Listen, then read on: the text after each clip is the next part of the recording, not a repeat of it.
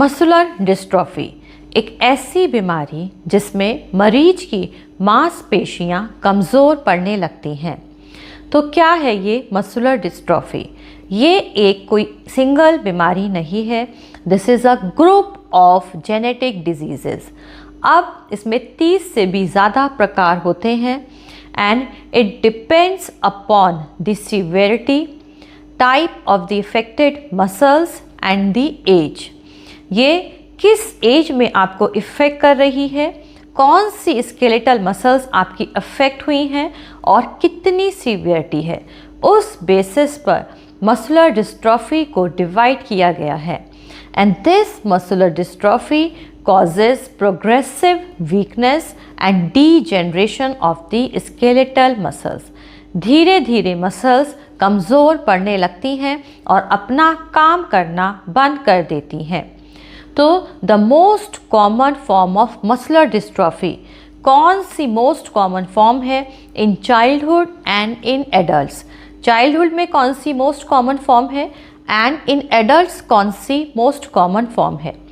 इन दोनों muscular dystrophy में क्या क्या आपको सिम्टम्स देखने को मिलेंगे, कौन सी एज में ये इफ़ेक्ट करती हैं और ये क्यों हो जाती हैं, साथ ही साथ यदि यह किसी को हैं तो कौन सी होम्योपैथिक दवाई आप उनको देंगे। यही सब बातें आज अपने इस वीडियो में मैं आपसे शेयर करूंगी। तो यदि आपको वीडियो पसंद आए तो प्लीज़ उसे लाइक करें, शेयर करें। चैनल पर नए हैं तो चैनल को सब्सक्राइब करें और नए वीडियो की जानकारी के लिए बेल आइकॉन को प्रेस करें। Welcome to my YouTube channel Niramya 7। Muscles are activated when an impulse is sent from the brain through the spinal cord to the peripheral nerves। Muscles तब काम करती हैं जब ब्रेन से सिग्नल स्पाइनल कॉर्ड के through peripheral nerves तक आता है। अब पेरिफेरल नर्व्स और मसल्स के बीच का स्पेस, जिसको हम न्यूरोमस्कुलर जंक्शन भी कहते हैं, here the different chemicals and the group of proteins are present। One of the chemical which is acetylcholine, this chemical helps in the contraction of muscle। ये chemical contraction में help करता है। And one of the protein which is dystrophin glycoprotein complex, this is a group of protein which prevents the damage of the muscles when it contracts and relax. ये group of protein damage को prevent करता है and it is present in the membrane of the muscle fibre. This muscular dystrophy can be caused either by defect in this dystrophin glycoprotein complex, where the protective membrane is damaged and the muscle fiber begins to leak the protein creatine kinase, जो कि एक enzyme है and is especially present in the muscle cells। muscle cells में ये enzyme present है। But due to this dystrophin glycoprotein complex, protective membrane damage हो जाती है and this enzyme leaks out। Second, either by defect in the surrounding connective tissue। Surrounding connective tissue में कोई defect है तब भी it can cause muscular dystrophy, या फिर expression of some toxic gene product, किसी toxic gene product की वजह से भी। This damages the muscle fiber and eventually cause them to die, leading to progressive muscle degeneration, या फिर progressive muscle weakness, या फिर fiber death and phagocytosis, या फिर fiber branching या splitting, या फिर replacement of muscle tissue with fibrous tissue and fat।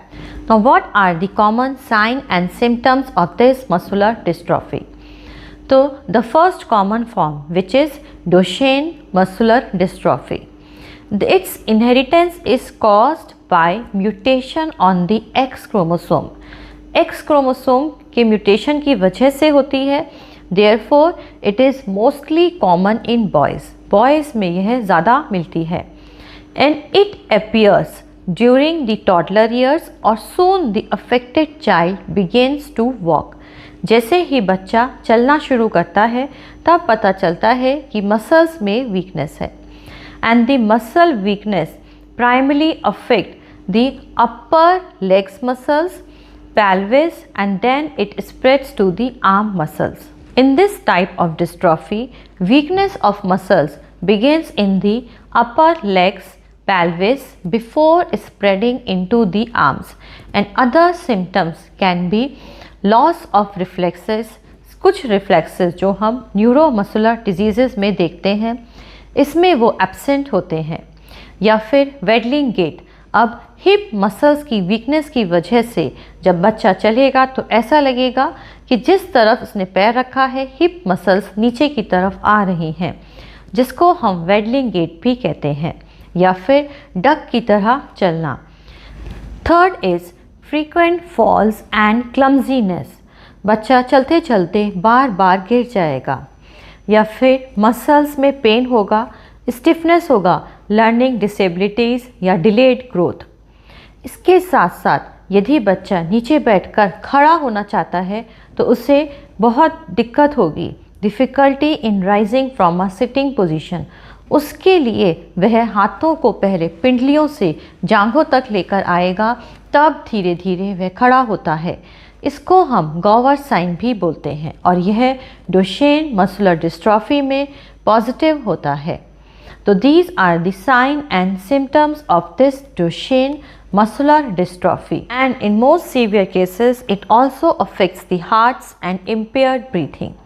Now the second most common form, which is usually affects both men and the women, and the disease onset is between 20 and 30 years of the age, is myotonic muscular dystrophy. So in this type of muscular dystrophy, there is inability to relax the muscles following the contraction. Contraction के बाद muscles को relax करना बहुत मुश्किल होता है, and the facial and the neck muscles are the first to be affected.